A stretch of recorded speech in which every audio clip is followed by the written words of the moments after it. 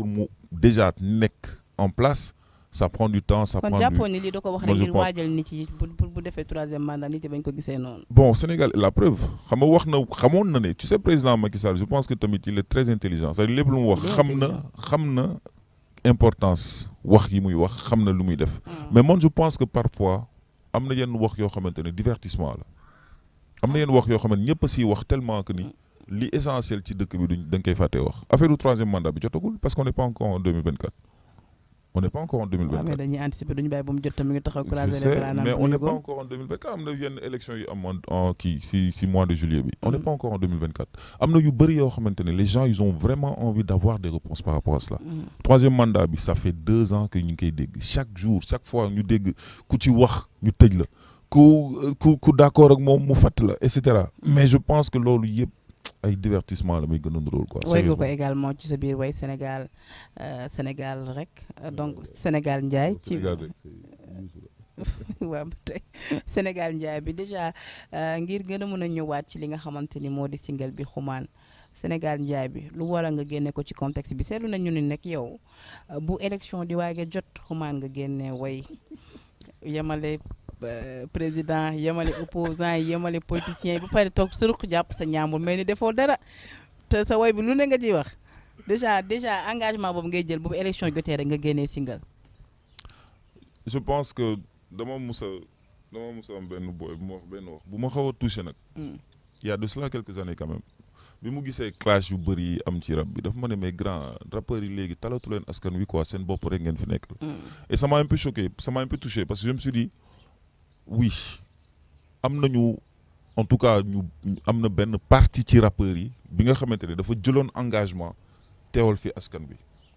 et man j'avais pris cet engagement moral. signé wu ma contrat kenn mais man maa décidé woon sama bopp ne askan wi su ma soxlaa fa mu waxal ko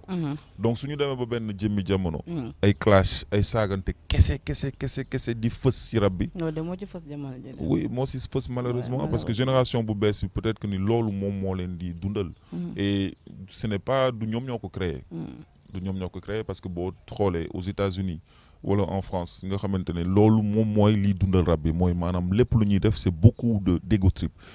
bi moom mooy wanewu moom moo gën a fës léegi donc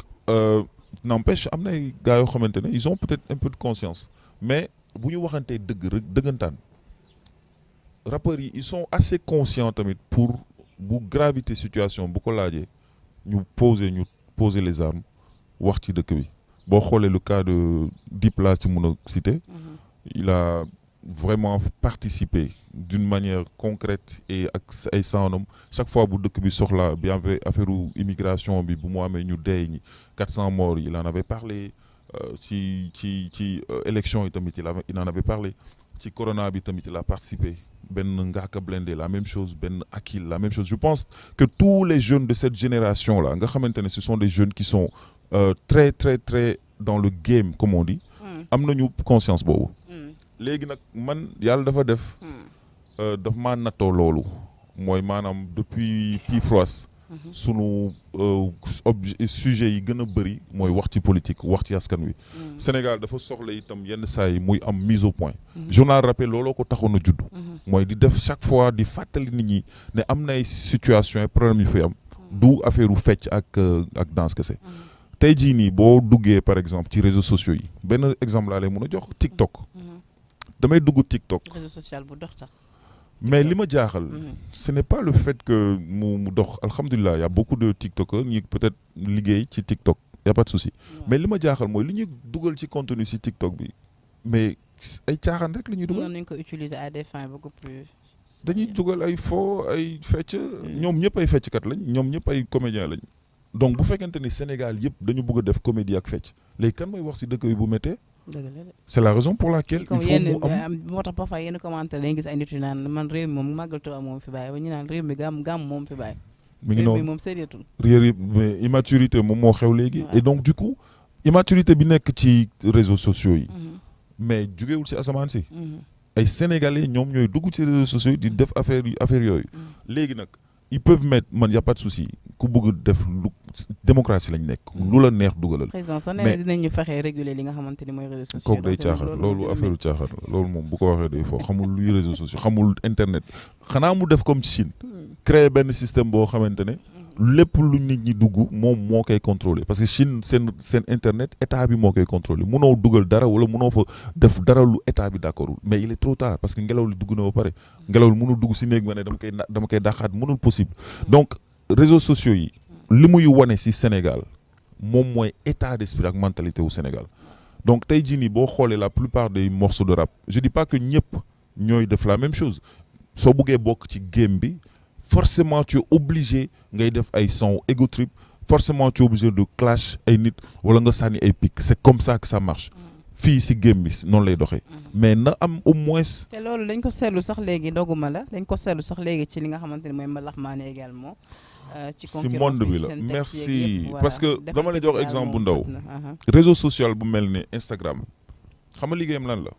comparaison mooy yow boo duggee Instagram di xool yow da ngay bëgg a comparer sa dundu yow ak dundu keneen parce que keneen da lay wan nekk hôtel non waxuma la sax influenceur je parle de la vie sociale des gens tey jii nii di nga gis nit koo xamante ne da ngay photo ci benn oto bu rafet xamoo ndax otoom la xamoo ndax moo ko moom xamoo ndax daa gis oto bi gaare ki ko moom la xam mu ñëw dugg photo di nga gis kenn ku photo mu jël posté ku photo ci benn kër gu rafet xamoo ndax këram la xamoo lu muy dund léegi yow nga bëgg vivre comme kooku li muy dund qu'est-ce que tu fais foo rombee oto bu rafet boo xamee boromam da ngay may ma photo foo photo looy njëkk a def boum posté ko Instagram donc Instagram par exemple day créer loolu ci nit ki day créer benn genre concurrence yow da ngay bëgg concurrencer da ngay bëgg dund life concurrence donc ça c'est une chose boobu beneen kii bu mel ne TikTok à la base pour def kii la woon pour def dañoo bëgguñu woon am Instagram parce que bëgguñu woon am Facebook dañoo bëggoon am seen réseau social lu bopp mooy chinois yi si la ñu décidé créer lu nuroo ak réseau social lu tubaab yi ak américain yi ñu créer TikTok donc soo xoolee ci biir dañoo mixé ñaar benn bi Daayung la tuddoon je pense beneen bi mi ngi tuddoon Musical.ly Musical.ly c'était juste pour def ay playback di wayantu way kii def ay playback mais jamono bi ñu nekk ni ñii di def playback enfin ñii di toppandoo ñoo ëpp succès ñi di way donc influenceur bi léegi yow ngay mujj contacter pour moom mu defal la publicité pour sa way donc ça devient que dañuy créer léegi sax bu ngeen génnee yéen artistes yi da ngeen di nekk en link maintenant tout le temps avec les tiktokers bu ngeen génnee single exactement gars yi merci lancé li nga xamante ni mooy challenge Facebook nekkaat tamit beneen réseau social boo xamante ni tamit léegi daanaka puisque yow boo doon génnee avant benn projet ay milliers de personnes ñoo ko doon gis léegi soo bëggee génnee projet il faut nga fay et cetera dafa léegi créer leneen beneen phénomène dañoo tijji làmmiñ yi liberté d'expression mais dañoo tëj cerveau yi c'est-à-dire que tey jii nii amatuma droit man wax li ma bëgg a wax damay sóoraale tey jii nii su ma defee benn commentaire wala mu wax benn genre wax boo xamante ne day ŋaññi kii wala di ŋaññi kële il faut ma xaar ne si commentaire yi dinaa amay saaga yi may saaga noonu yow boo saaga kii saaga kële saaga 5 personnes bu ñu saaga ñi ci des yëpp dañuy saaga. bëri na sax maintenant ay autorités yoo xam boo leen invité émission dañu naan bëgg naa ñëw waaye commentaire yi lay daw. tu vois ça. voilà commentaire